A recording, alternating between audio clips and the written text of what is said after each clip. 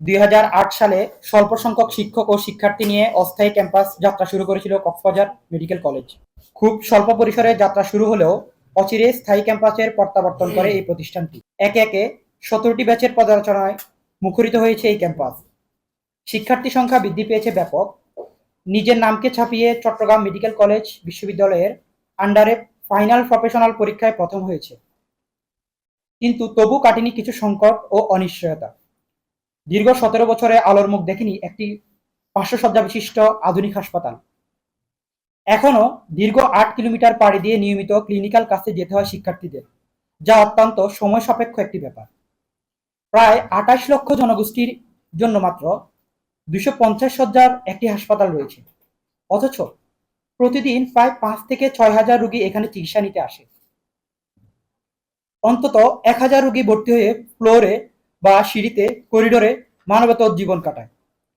সেই সাথে 20 লক্ষাধিক বলপূর্বক বাস্তুচ্যুত রোহিঙ্গাদের জনগোষ্ঠীর অতিরিক্ত চাপ তো রয়েছেই।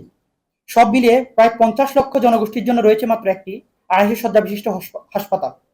আর এই 250 শয্যা বিশিষ্ট হাসপাতালে নেই কোনো বিশেষায়িত hepatology, ophthalmology, psychiatry, neuromedicine, neurosurgery, NICU সহ বিভিন্ন গুরুত্বপূর্ণ বিভাগের সংকট। নেই কোনো বিশেষায়িত বার্ন ইউনিট। বিশেষ এই বিভাগগুলোর সংকটের কারণে প্রায় রোগীদের রেফার করা হয় চট্টগ্রাম মেডিকেল কলেজে। কিন্তু দূরত্বের বিবেচনায় এটি প্রায় 150 কিলোমিটার দূরবর্তী এবং সময় সাপেক্ষ ব্যাপার। রোগীদের জন্য অনেক সময় সম্ভব হয় না এই ব্যয় বহন করা। অথচ একটি উন্নত মানের 500 শয্যা বিশিষ্ট হাসপাতাল এই সংকট সহজেই নিরসন করা যেতে পারে।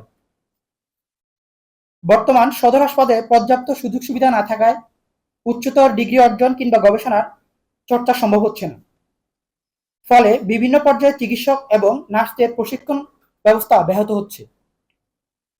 এছাড়াও পর্যটন কেন্দ্রিক উন্নত চিকিৎসা ব্যবস্থার ঘাটতি রয়েছে। কক্সবাজারে প্রচুর দেশি বিদেশি পর্যটক আসেন। হিসেব করলে দিনে প্রায় 1 লক্ষ পর্যটক বেড়াতে আসেন, কিন্তু তাদের জন্য নেই কোনো উন্নত চিকিৎসা ব্যবস্থা। আধুনিক হাসপাতাল স্থাপন হলে পর্যটক ও স্থানীয়দের জন্য উন্নত চিকিৎসা প্রদান সম্ভব হবে। তাছাড়া কক্সবাজার মেডিকেল কলেজ প্রতিষ্ঠিত হয়েছে 17 বছর ধরে।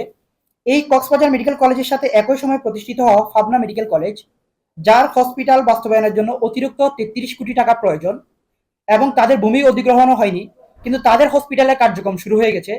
কিন্তু 17 বছর ধরে কক্সবাজার মেডিকেল কলেজের কোনো কার্যক্রম শুরু হয়নি এবং এই মেডিকেল কলেজ বাস্তবায়নের জন্য বারবার বিভিন্ন রকম একনেক বা বাজেট আসছে বা অনুদান আসছে বলে গুণানো পেঁচানো হচ্ছে, কিন্তু এই এলাকাবাসী বা রাজনৈতিক ব্যক্তিদের কোনো সোচ্চার অবস্থান দেখা যাচ্ছে না।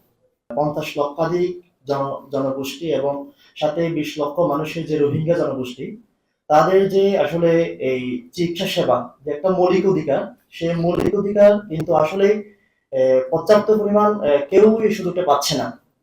এবং আমি যখন ওয়ার্ডে কাজ করি তখন দেখি আসলে যখন কিছু রোগ যেগুলো আমরা ডায়াগনোসিস করতে পারি, কিন্তু দেখা যায় আমাদের সাফিসিয়েন্ট পরিমাণ ইনস্ট্রুমেন্টের অভাবের কারণে আমাদের রোগীগুলোকে চট্টগ্রাম মেডিকেল কলেজ হাসপাতালে রেফার করতে হচ্ছে। তো দেখা গেছে এই যে রেফার করাকালীন অর্ধেক পথে রোগীগুলো মারা যায়।